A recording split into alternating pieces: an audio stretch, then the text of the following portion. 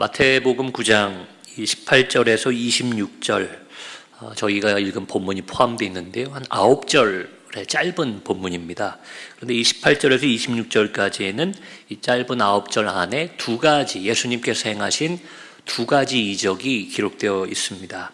첫 번째는 저희가 읽은 본문의 좀 앞부분에 18절에 보면 한 관리가 예수님을 찾아오게 되는데요. 그 관리의 딸이 죽었다 이렇게 기록되어 있습니다. 내 딸이 죽었는데 선생님께서 오셔서 손을 얹으시면 다시 살아날 줄을 믿습니다.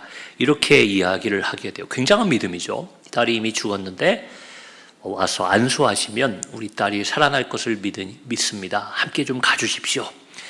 그래서 예수님과 제자들이 갔다고 이 마태복음은 기록하고 있습니다. 근데 그 가는 길에 20절에서 22절에 여러분 잘 아시는 사건입니다. 12해 동안 12년 동안이나 혈루증, 피가 멎지 않는 그 병을 앓고 있던 그 여인이 그 제자들과 함께 가시는 예수님의 옷자락을 뒤에서 몰래 잡는 일이 있었죠. 그래서 그 일을 통해 그 여인의 병이 낫게 됩니다. 그리고 예수님께서 네 믿음이 너를 낫게 했다라고 그 여인의 믿음을 칭찬하시고, 그리고는 여러분 계속 이어서 그 관리의 집에 도착하게 되는 거예요. 그 관리의 집에 도착한 게 오늘 저희가 읽은 23절에서 26절입니다. 거기 나와 있는 대로 그의 딸이 살아나게 되는 역사가 있었죠. 짧은 이 9절 안에 두 가지, 이 초대교회에 아마 알려져 있을 굉장히 중요한 예수님의 이적 두 가지를 다 기록해 놓았습니다. 마태복음은 여러분 잘 아시죠? 마가복음과 누가복음을 묶어서 공관복음이라고 얘기해요. 그래서 한 70% 이상이 아주 동일한 사건들이 기록되어 있습니다. 요한복음은 좀 후대에 쓰여졌기 때문에 다르지만 이 세 권의 책에는 비슷한 사건이 있어요. 그래서 지금 제가 말씀드린 이 두 가지 사건, 출발해서 중간에 이 혈루증 걸린 여인을 만나고 도착해서 관리의 딸을 살린 이 이야기가 아주 동일하게, 이 두 가지 사건이 동일하게 마가복음에도 누가복음에도 기록되어 있습니다. 자, 그런데 여러분 이제는 아셔야 돼요. 제가 자주 얘기 드렸기 때문에 마태, 마가, 누가복음 중에 뭐가 제일 먼저 쓰여졌다고요? 마가복음. 그렇죠. 그래서 이제 마가복음을 마태와 누가가 이 자신들의 복음서를 쓸 때는 이미 마가복음은 초대교회에 이렇게 알려져 있었어요. 그래서 그 문서와 마가복음을 참고하고, 그리고 예수님의 어록이라고 말하는 보통 Q 문서라고 얘기하는 그 두 가지를 참고해서 또 이 마태와 누가가 자신들이 알고 있는 예수님의 사건들을 가지고 믿음의 고백으로 기록한 것이 후대의 마태복음과 누가복음이 됩니다. 아주 두 시점이 마가복음과 이 두 복음서의 차이가 아주 먼 건 아니지만 어찌됐건 마태와 누가가 복음서를 쓸 때는 마가복음을 알고 읽었다 이렇게 알려져 있다는 거죠. 그래서 보통은요 이 세 복음서에 공통적으로 사건이 있을 때 마가복음에 나와 있는 기록이 보통은 제일 짧습니다. 여러분 성경을 보시면 마태, 누가에 비해서 마가복음이 짧죠. 그래서 원래 마가복음에 나와 있는 것을 기본적으로 마태와 누가가 기록하되 거기에 자신들이 알고 있는 것 또 예수님의 어록이나 다른 자료를 붙여서 조금 더 길게 썼기 때문에 그런 현상이 나타납니다. 근데 몇 안 되는, 아마 거의 이런 적이 없는데 이 마태복음보다 마가복음의 기록이 훨씬 긴 본문이 이 부분이에요. 여러분 제가 아까 몇 절이라고 그랬어요? 9절로 돼 있다고 그랬잖아요, 이 사건이. 근데 마가복음은요 23절, 23절로 이 두 가지 사건을 기록해 놓았습니다.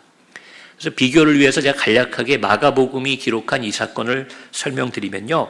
마가복음 5장 21절에서 43절까지 이 두 가지 사건을 기록했는데, 일단은 뭐부터 다른가 하면 마태복음은 그냥 관리라고 얘기했는데 그 관리의 이름이 나옵니다.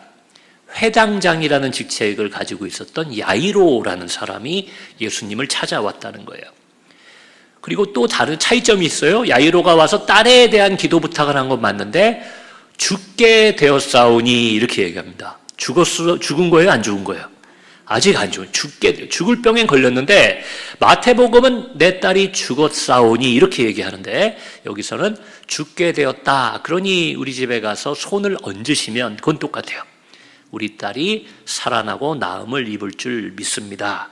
그래서 그 길을 가다가 혈루증 걸린 여인을 만나는 것도 똑같습니다. 근데 그 기록을 여러분 나중에 찾아보시면 마가복음은 굉장히 길게 기록해놨어요. 그 여인이 어떤 마음으로 예수님의 옷자락을 잡았는지도 나와 있고요. 그리고 예수님과 많은 무리가 갔다라고 얘기하면서 예수님이 누가 내 옷을 만졌다 이렇게 얘기하는 장면들 아주 구체적으로 마가가 그것을 기록해 놓았다는 거예요. 그리고 병이 치료되는 과정도 나옵니다. 그 혈루증이 근원으로부터 말랐다. 그래서 그 치료된 과정도 간략하지만 마가복음은 기록해 놨어요.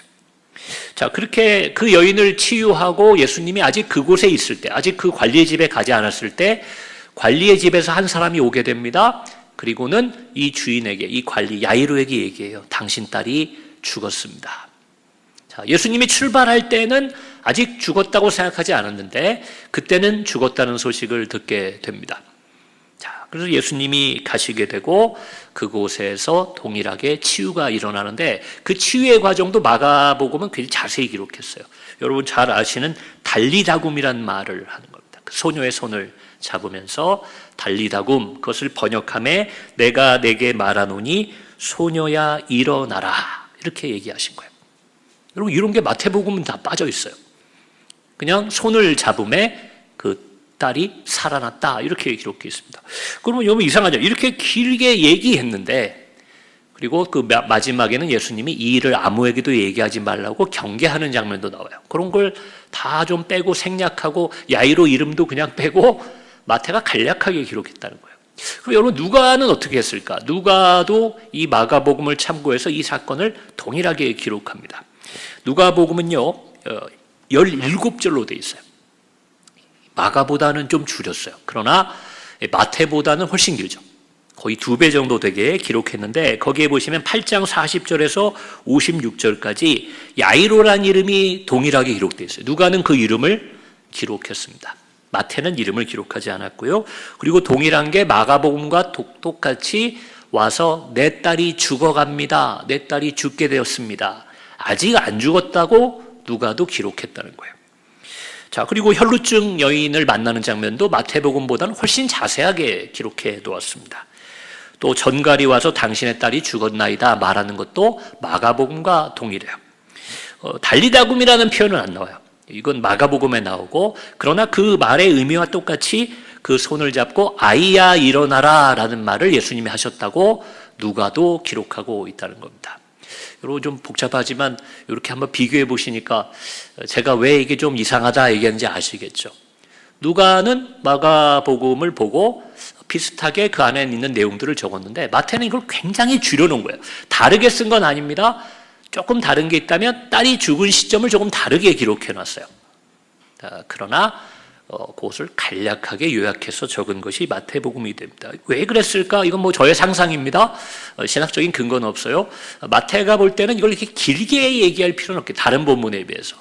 그리고 알려져 있는 바로는 이 마태복음이 가장 유대인의 전통을 존중하는 그러다 보니까 남성성, 12제자를 강조하기도 하고 또 이 히브리의 전통들을 강조합니다. 그러다 보니 이 율법적으로 볼 때 부정한 병인 이 혈루증을 길게 기록하는 것을 좀 마태가 좀 꺼려하지는 않았을까? 혹은 소녀나 여인에 관한 얘기니까 남성 중심으로 조금 경향을 갖고 있는 마태복음 특성상 그것을 좀 간략하게 다룰 수도 있을 겁니다.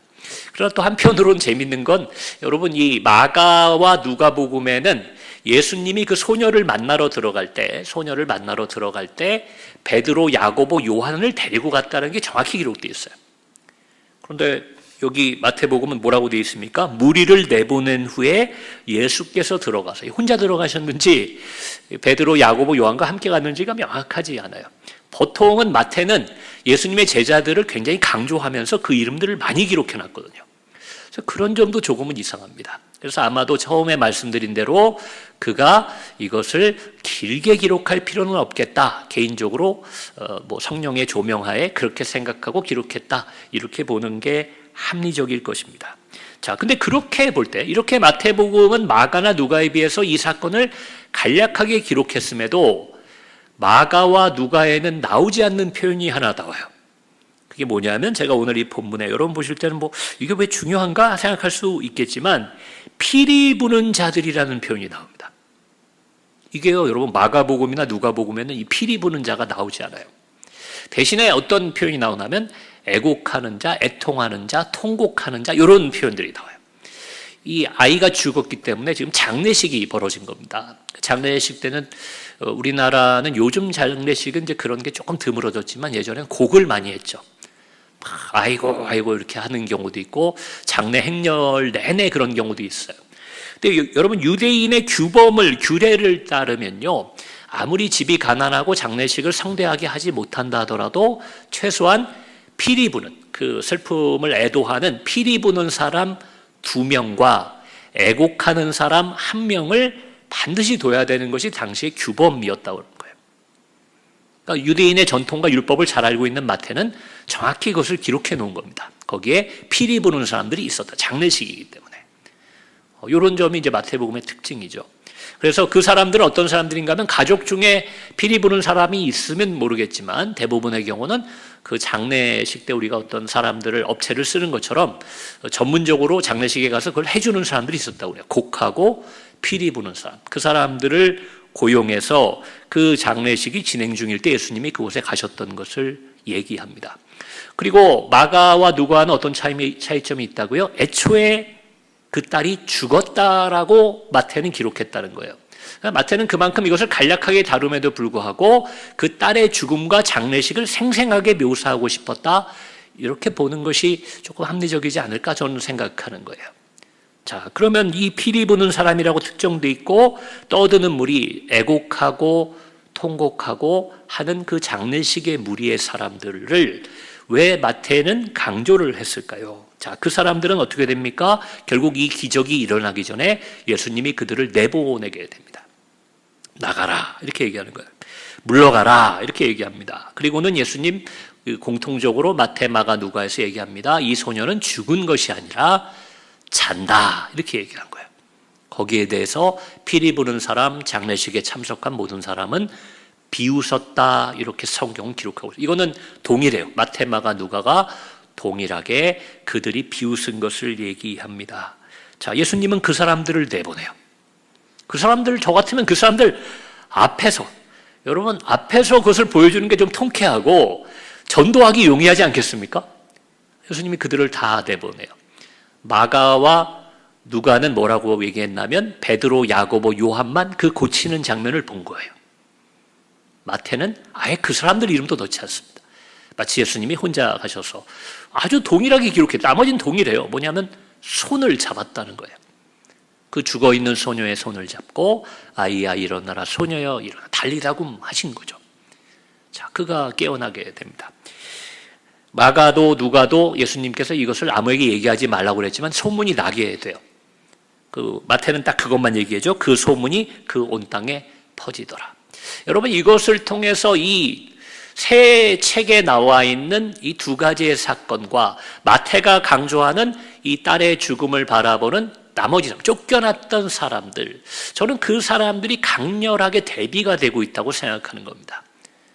왜 하필 그 혈루증 걸린 여인이 이 사건 중간에 들어와서 예수님을 만나게 됐을까? 여러분, 예수님이 그 여인에 대해서 뭘 많이 칭찬하냐면 믿음을 칭찬합니다.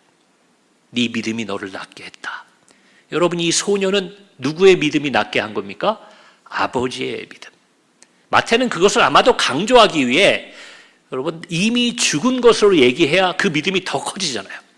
이걸 뭐 왜곡했다는 게 아니에요. 어쩌면 실제로 여러분 그 아버지가 예수님을 만나러 왔을 때 이미 숨을 거둔 걸 수도 있어요. 그렇죠. 왜냐하면 돌아가니까 그날 당일날 갔는데 장례식이 이미 벌어져 있잖아요. 그러니까 아버지가 먼저 출발하고 딸이 죽은 것을 알고 바로 이어서 전갈이 출발했을 수도 있습니다. 그래서 중간에 만나게 되는 거죠. 어찌됐건 여러분, 마태는 굳이 마가복음에는 우리 딸이 죽게 되었사옵나이다 하는 얘기를 죽었다고 얘기할 만큼 여러분 그 아버지의 믿음을 강조하고자 한 것이 아닌가, 저는 그렇게 보는 거예요. 이 혈루증 여인의 믿음은 정말 대단하죠. 예수님 앞에 나오지도 못하고 내가 저 옷자락이라도 잡으면 나을 것이다. 굉장한 믿음입니다. 내 딸이 죽었지만 주님 손만 얹으시면 나을 줄로 믿습니다. 여러분, 이 믿음을 가진 사람들과 피리 불고 애곡하는 그 장례식에 그 현장에 있던 사람들의 예수님을 비웃었다. 이게 여러분 그 좋은 표현이 아닌데 마가, 누가, 마태가 다 그 비웃음이란 단어를 쓰고 있는 겁니다. 무시했다. 자신의 상식과 다르기 때문에 바보처럼 여겼다. 여러분, 그런 표현이 조롱의 의미가 그 안에 들어있는데 예수님은 그 사람들에게 그 은혜와 기적의 장면을 보는 것도 허락하지 않으셨다는 거예요. 물러가라. 그들을 내보낸 후에 그 소녀를 치유하였던 것을 우리는 보게 됩니다.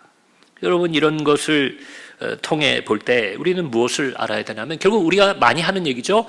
제가 오늘 제목도 믿음의 열매라고 붙였는데요. 믿음으로 우리가 병도 낫고요. 여기 우리 경험하신 분도 우리 교인들 가운데도 많이 계시잖아요.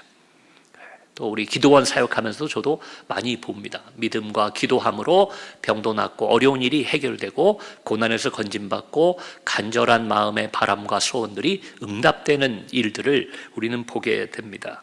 여러분, 그 증거로 야이로의 딸이 살아나고 12년 동안 혈루증 앓던 여인이 그 자리에서 나음을 입었던 것은 우리에게 많은 도전과 또 희망을 주게 됩니다. 자, 제가 여러분들에게 권면하고 싶은 것도 뭐 뻔한 얘기라고 여러분 생각하시겠지만 예수님을 비웃은 사람들이 그렇게 많았다는 거예요. 우리는 우리 가운데는 그런 사람이 없기를 바랍니다. 오히려 야이로나 혹은 이 여인처럼 믿음으로 열매를 거두시는 삶을 사시기를 주의 이름으로 축원합니다. 이렇게 얘기할 수 있을지 모르겠어요. 이 사람들은 간절함이 있어요. 딸이 죽었어요. 12년 동안 불치병에 걸려서 고생했어요. 그러니 지푸라기라도 잡는 심정으로 예수님께 매달린 거지, 그렇지 않은 장례식에 그냥 조문 오거나 고용돼서 피리 부는 사람의 입장에서는 그런 간절함이 없는데 상식적으로 그게 믿겨집니까? 죽은 아이가 살아난다는 것이. 그러니 그거는 그 사람들 입장도 이해가 되는데요. 여러분, 이렇게 생각하실지 모르겠습니다. 이게 맞아요. 그런 경우가 많습니다. 저도 그랬고요. 여러분 가운데에서도 내가 간절했기 때문에, 아무것도 의지할 게 없었기 때문에 예수님을 믿고 응답받은 열매를 거둔 사람도 우리 가운데 많이 있다라는 겁니다. 그러나 이 본문이 주는 교훈은요, 그러한 간절함에 관한 이야기라기보다는 여러분, 기도하거나 혹은 믿음의 결과를 우리가 예측할 때 나의 상식과 세상의 기준으로 그것을 예단해서는 안 된다는 거예요. 그때 비웃음이 나오게 되는 겁니다. 여러분, 구약에도 보면 그런 얘기가 나와요. 창세기에 보면 하나님의 사자가 아브라함을 찾아와서 얘기하죠. 네가 아들을 낳으리라. 사라를 통해 낳을 거다. 그때 그 얘기를 듣던 사라가 어떻게 뭐라고 했다고 나오나요? 웃었다. 여러분, 내 상식으로 보면 이해가 안 되잖아요. 내가 뭐 100세가 다 돼서 어떻게 애를 낳습니까? 요즘 말로 하면 이제 뭐 폐경이 벌써 됐을 텐데, 인간의 생각으로는 어떻게 애를 낳습니까? 그러니까 뭐가 나온 거예요? 웃음이 나오는 거예요. 죽은 아이를 살린다고 그러니까 여러분, 웃었다는 거예요. 예수님 말씀하십니다. 물러가라. 너희는 나가라. 믿음 없음으로 얘기해요. 그 사람들의 생각은요, 상식이에요. 세상의 기준이에요. 오늘날로 따지면 과학이고 합리적인 판단입니다. 근데 그걸 예수님은 지금 비합리적으로 죽은 내 딸을 살려주십시오라고 말하는 그 아버지의 믿음을 보시고 믿지 않는 자들을 내보내셨다는 겁니다. 여러분, 이것이 상징하는 바를 우리는 묵상하고 고민해 봐야 돼요. 우리나라도 과거에 비해서는요, 여기 계신 어른들은 그 시대를 다 기억하실 겁니다. 과거에 비하면 뭐 경제 발전한 건 뭐 이루 말할 수가 없죠. 이미 경제로는 여러분 선진국 반열에 올랐고, 문화로는요, 우리나라가 문화 선진국 거의 1, 2등을 다툴 정도 같아요. 최근에도 외국에 나갔다 오신 분들이 얘기합니다. 목사님, 과거에 한 20년, 30년 전에는 미국이나 일본 가면 와, 좋다 이런 게 있었대요. 야, 우리나라 언제 이렇게 되나? 요즘 나가보면 야, 이 나라들 왜 이렇게 사나? 우리나라가 물론 뭐 지방이나 이런 데 조금 또 온도차가 있겠지만, 여러분 서울 기준으로 보거나 이 수도권 우리 하남 기준으로만 봐도 여러분 웬만한 미국의 대도시 가도요 좀 촌스럽고 세련된 건 다 우리나라에서 배워간 게 많습니다. 문화적으로는 완전 선진국이에요. 경제, 문화 여러 가지 부분에서 우리나라가 예전보다 좋아진 것은 사실입니다. 자, 그러다 보니까 교회도요, 그 영향을 많이 받았어요. 그래서 과거에는 뭐 무조건적이고 또 맹목적인 그런 믿음을 얘기하기보다는 좀 과학적이고 상식적이고 인격적이고 합리적인 것을 좋아하는 게 우리 한국 교회의 문화가 됐다는 겁니다. 여러분, 이거 자체가 나쁜 것은 아닙니다. 우리가 예전에는 뭐 비인격적이고 뭐 무례한 것도 은혜가 있으면 된다 이렇게 생각했는데, 요즘 목사님들 그랬다가는 뭐 목회 못하죠. 목사님도 인격적이어야 됩니다. 또 서로 간에 예의를 갖추고 교회 운영도 상식적이고 법을 따라서 이 법인들 운영되는 것처럼 교회 재단도 운영이 돼야 됩니다. 여러분 그런 것들을 역행하자는 얘기는 아니지만 그러나 그렇다고 해서 하나님의 말씀을 너무 이 세상의 기준과 합리적인 것으로 해석해서는 안 된다는 거예요. 그리고 그것으로 해석뿐만 아니라 예단한다고 제가 아까 표현을 했는데 예측하고 그렇게 얘기해서 내 기준과 세상의 기준만큼의 하나님의 은혜와 응답과 믿음의 열매를 기대하고 사는 건 아닌지 우리가 좀 돌아볼 필요가 오늘 본문에 비춰볼 때 있다고 보여지는 겁니다. 그것을 오늘 본문을 인용해서 말한다면 하나님의 능력과 하나님의 뜻을 우리도 모르게 세상 편에서 비웃고 있는 것일 수 있어요. 여러분 세상은 이미 교회를 많이 비웃죠. 우리가 모여서 기도하면 그 기도한다고 됩니까? 심지어는 가족 가운데서도 그런 얘기 하는 사람이 있어요. 저도 어떤 때는요 참 큰 슬픔을 당하거나 어려움을 당한 친구에게 그런 말을 할 때가 있어요. 야 이게 힘이 될지 모르겠지만 내가 기도할게. 왜냐하면 야 내가 기도할게 뭐 아무것도 안 도와주면서 그 말만 하는 게 좀 미안해서 예의를 갖춘다고 저도 그 얘기를 하다가 돌이켜보면 야 내가 왜 하나님의 그 능력을 구하는 기도를 이렇게 겸손하게 표현했을까? 내가 기도할게 힘내라 염려 마라 이렇게 말하는 게 맞을 텐데 저도 이 세상의 합리성에 영향을 받은 거죠. 뭐 돈을 도와주지도 않고 직접 내가 해결해주지도 못하면서 기도만 한다는 말이 좀 뭔가 미안하게 느껴지는 거예요. 저도 뭔가 예단하는 거죠. 저거 해결하려면 돈이 필요한데 저거 해결하려면 전문가가 좀 도와줘야 되는데 이런 생각이 있으니까 저도 모르게 뭐 난 기도밖에 할 게 없다 이렇게 얘기하는 거죠. 사도행전 초반에 나오는 성령 받은 여러분 베드로와 요한이 얘기한 내게 있는 것을 내게 준다 일어나 걸으라 말했던 그 능력과 믿음이 점점 우리 문화 속에 사라져가는 것 같아요. 여러분 하나님을 이렇게 무시하고 비웃는 것을요 제가 비유하면 요즘 그럴 때가 있어요. 우리 부모님들이 우리를 잘 키워주시고 내가 아무것도 모를 때 인생을 다 헤쳐줬는데 우리가 사춘기 지나고 또 뭐 사회에 나가서 직장생활하면서 내 머리가 좀 자란다고 부모를 무시하는 경우가 있습니다. 부모님이 야 너 이거 이렇게 해야 된대 요즘 이렇대 해서 카톡으로 뭐 알려주면 아유 그런 얘기 하지 마세요. 나도 모르게 비웃는 모습들이 우리 안에 있지는 않은가 여러분 생각이 되는 거예요. 요즘 제가 뭐 정치 얘기 이런 건 아니고요. 세대 간의 갈등이 되게 심하다고 그러잖아요. 보통은 젊은 분들은 얘기합니다. 부모들이 너무 뭐 이상한 얘기를 자녀들한테 많이 한다. 근데 자녀들의 잘못이 뭘까를 저도 이렇게 가운데에서 제가 이렇게 살펴보면 요즘 자녀들이 이때 자녀가 10대, 20대가 아닙니다. 30대, 40대 이런 자녀들이 너무 부모를 좀 무시하는 경향이 있지 않나 그런 생각이 들 때가 있어요. 옛날 뿐이라. 옛날 생각에 사로잡혀서 유튜브에 현혹돼서 그래서 뭐 여러분 없잖아 그런 것도 조금은 있겠죠. 그러나 그런 것을 통해서 어머니의 말씀, 아버지의 말씀 교회 어른들의 이야기를 너무 무시하는 경향이 비웃는 경향이 있기 때문에 그 세대 간의 골이 더 깊어지는 거예요. 물론 부모들은 또 젊은 세대들의 생각과 요즘 신문물에 대해서 좀 배우고 또 그것을 알 필요도 있습니다. 상호적으로 존중하고 그래야 되는데 서로를 무시하는 거죠. 어른들은 애들이 아직 철이 없고 모른다. 고생을 안 해봐서 그런다. 젊은 사람들은 어른들 너무 옛날의 사고에 사로잡혀 있다. 여러분 이런 생각이 세대 간의 갈등을 깊게 한다는 겁니다. 여러분 예수님을 비웃고 하나님을 비웃었던 사람들 우리가 대한민국이 좀 잘 살게 되었고 내가 신앙생활의 연수가 좀 늘어났다고 해서 말씀을 하나님의 뜻을 내 믿음을 가지고 때로는 비웃고 때로는 무시하진 않았나 여러분 돌아본 우리의 삶이 되기를 바랍니다. 하나님을 존중하는 믿음이 돼야 될 줄로 믿습니다. 여러분 이것은 단순히 하나님을 높여드리는 것이 아니라 오늘 본문에 나와 있는 그 야이로의 딸과 그리고 12의 혈루증을 앓았던 여인이 받았던 이 믿음의 열매가 우리 것이 되기 위해서라도 여러분 우리는 하나님의 뜻을 존중하며 기도해야 됩니다. 내가 볼 때는 불가능해 보이지만 내가 볼 때는 이 방법밖에 없는 것 같지만 하나님은 나보다 많이 하시고 나보다 능력이 많으신 분이 하나님께서 좋은 것을 주실 줄을 믿습니다. 여러분 이러한 겸손한 믿음이 있을 때 야이로의 축복과 이 12의 혈루증을 앓은 여인의 치유가 우리의 것이 되는 것을 여러분 믿으시기 바랍니다. 내가 답을 정해놓고 내 판단과 내 기준을 가지고 믿음 생활을 하는 것은 여러분 나는 믿었다고 얘기하지만 정말 예수님과의 관계에서 물러가라 이런 이야기를 우리가 듣게 될지 모른다는 그런 두려움이 우리 안에 있어야 될 줄로 믿습니다. 과학도 발달하고 우리는 문명이 아주 발달하고 문화도 고도로 발달한 좋은 대한민국에 살고 있습니다. 그러나 우리의 믿음은 2000년 전 이 야이로와 같은 그러한 믿음이 우리에게 있기를 주님의 이름으로 축원합니다.